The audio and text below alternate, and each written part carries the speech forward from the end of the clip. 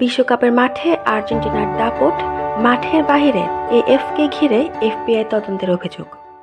২০২৬ সালের বিশ্বকাপের উত্তেজনায় যখন আর্জেন্টিনা জাতীয় দল মাঠে নিজেদের শিরোপা ধরে রাখা লড়াই চালিয়ে যাচ্ছে, তখন মাঠের বাইরে এক আর্থিক বিতর্কের আলোচনায় এসেছে দেশটির ফুটবল নিয়ন্ত্রক সংস্থা অর্থাৎ আর্জেন্টিনা ফুটবল অ্যাসোসিয়েশন বা এএফএ। যুক্তরাষ্ট্রে শত শত মিলিয়ন ডলারের লেনদেনকে ঘিরে অর্থ পাচার কিংবা ব্যাংক জালিয়াতির সম্ভাবনা খতিয়ে দেখতে এফবিআই তদন্ত করছে বলে বিভিন্ন আন্তর্জাতিক ও আর্জেন্টাইন গণমাধ্যমে দাবি করা হয়েছে। প্রতিবেদনগুলো বলছে এই অনুসন্ধানের কেন্দ্রে রয়েছে এএফএ সভাপতি ক্লাউদিও তাপিয়ার নেতৃত্বাধীন সংস্থার যুক্তরাষ্ট্রভিত্তিক আর্থিক কার্যক্রম, বিশেষ করে ফ্লোরিডা ভিত্তিক ট্যুর প্রোডেন্টার এলএলসি নামের একটি প্রতিষ্ঠানের মাধ্যমে আন্তর্জাতিক বাণিজ্যিক চুক্তি, স্পন্সরশিপের অর্থ এবং অন্যান্য রাজস্ব কিভাবে সংগ্রহ ও স্থানান্তর করা হয়েছে সেটি এখন তদন্তকারীদের আগ্রহের বিষয়। এখনও পর্যন্ত এফবিআই বা যুক্তরাষ্ট্রের বিচার বিভাগ আনুষ্ঠানিকভাবে অভিযোগপত্র প্রকাশ করেনি। এএফএ ক্লাউদিও তাপিয়া কিংবা সংশ্লিষ্ট প্রতিষ্ঠানের বিরুদ্ধে যুক্তরাষ্ট্রে কোনো ফৌজদারি অভিযোগ গঠন হয়েছে বলে কোনো তথ্য প্রকাশ হয়নি। কিন্তু এত বড় অঙ্কের অর্থ একাধিক ব্যাংক এবং অজ্ঞাত বা অস্পষ্ট পরিচয়ের প্রতিষ্ঠানের কাছে অর্থ পাঠানোর অভিযোগের সামনে আসায় বিষয়টি স্বাভাবিকভাবেই বিশ্ব ফুটবলের আলোচনায় উঠে এসেছে। গণমাধ্যমে প্রকাশিত নথির বরাতে বলা হচ্ছে, ট্যুর প্রোডেন্টার এলএলসি কয়েক বছরে এএফএ সংক্রান্ত অন্তত $260 মিলিয়ন রাজস্ব পরিচালনা করেছে।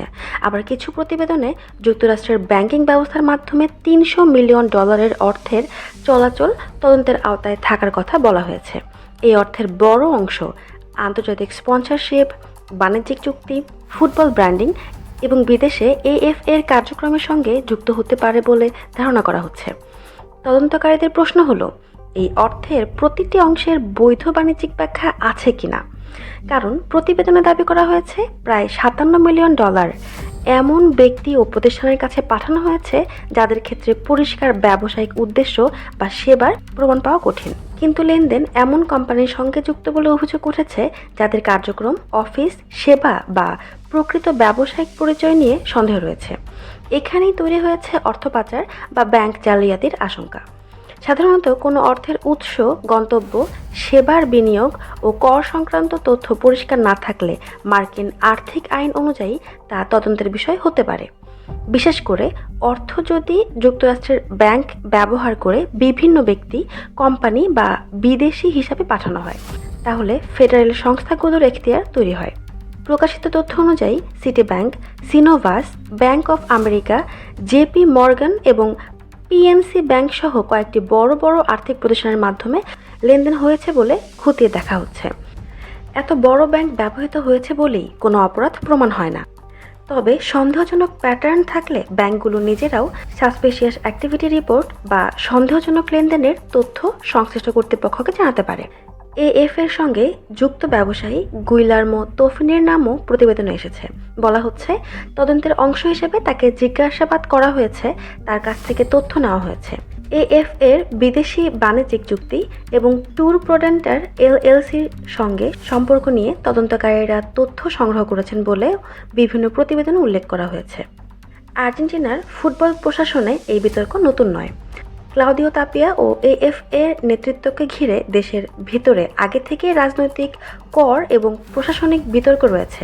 তবে যুক্তরাষ্ট্রের আর্থিক ব্যবস্থাকে কেন্দ্র করে সম্ভাব্য ফেডারেল তদন্তের খবর বিষয়টিকে অনেক বেশি সংবেদনশীল করে তুলেছে। কারণ যুক্তরাষ্ট্রে ব্যাংক জালিয়াতি বা অর্থ পাচারের অভিযোগ প্রমাণিত হলে শুধু জরিমানা নয়, গুরুতর ফৌজদারি পরিণতিও হতে পারে। এদিকে বিশ্বকাপের মাঝখানে এই খবর প্রকাশ হওয়ায় আর্জেন্টিনা দলের উপরও বাড়তি চাপ তৈরি হয়েছে। মাঠে লিওনেল মেসিদের পারফরম্যান্স, সমর্থকদের উন্মাদনা এবং শিরোপার স্বপ্ন একদিকে, অন্যদিকে সংস্থার আর্থিক ব্যবস্থাপনা নিয়ে আন্তর্জাতিক তদন্তের খবর। দুটি ভিন্ন বাস্তবতা এখন একই সঙ্গে আলোচিত হচ্ছে। তবে জাতীয় দলের খেলোয়াড়দের বিরুদ্ধে এই তদন্তের কোনো অভিযোগের কথা এখনো পর্যন্ত সামনে আসেনি। তদন্তের কেন্দ্র মূলত এএফ এর প্রশাসনিক ও বাণিজ্যিক আর্থিক কার্যক্রম। ফলে মাঠের ফুটবল এবং সংস্থার হিসাব দুটি বিষয় আলাদা রেখেই দেখা জরুরি। এএফএ বা ট্যুর প্রোডেন্টার এলএলসি এখনও অভিযোগগুলোর বিষয়ে বিস্তারিত প্রকাশ্য জবাব দেয়নি বলে প্রতিবেদনে উল্লেখ করা হয়েছে। অন্যদিকে এএফ-এর উত্তর আমেরিকা বিষয়ক একটি প্রতিনিধি বলেছেন, তদন্তমূলক পদক্ষেপ নিজে থেকে কারো দায় বা অপরাধ প্রমাণ করে না। এই বক্তব্য গুরুত্বপূর্ণ, কারণ তদন্তের শেষ ফলাফল, প্রমাণের মান এবং প্রসিকিউটরদের সিদ্ধান্তের উপরই পরবর্তী পদক্ষেপ নির্ভর করবে। এখন সবচেয়ে বড় প্রশ্ন হলো, এফবিআইয়ের এই অনুসন্ধান কি আনুষ্ঠানিক মামলায় গড়াবে, নাকি নথিপত্র যাচাইয়ের পর অভিযোগের যথেষ্ট ভিত্তি পাওয়া যাবে না? যুক্তরাষ্ট্রের কর্তৃপক্ষ যদি মনে করেন অর্থের উৎস, গন্তব্য এবং বাণিজ্যিক উদ্দেশ্য যথাযথভাবে ব্যাখ্যা করা হয়নি, তাহলে তদন্ত আরও বিস্তৃত হতে পারে। আবার এএফএ যদি বৈধ চুক্তি, কর নথি এবং সেবার প্রমাণ দেখাতে পারে, তাহলে অভিযোগটি অনেকটাই দুর্বল হয়ে যেতে পারে। বিশ্বকাপের মাঠে আর্জেন্টিনার পরবর্তী ম্যাচের দিকে যখন কোটি কোটি সমর্থকের চোখ, তখন মাঠের বাইরে এএফ-এর হিসাব খাতা নিয়েও বাড়ছে কৌতূহল। এই তদন্ত শেষ পর্যন্ত কোথায় গিয়ে দাঁড়ায়, সেটি শুধু আন্তর্জাতিক ফুটবল প্রশাসন নয়, আন্তর্জাতিক ফুটবলে আর্থিক সচ্ছলতা নিয়ে নতুন প্রশ্ন তুলতে পারে।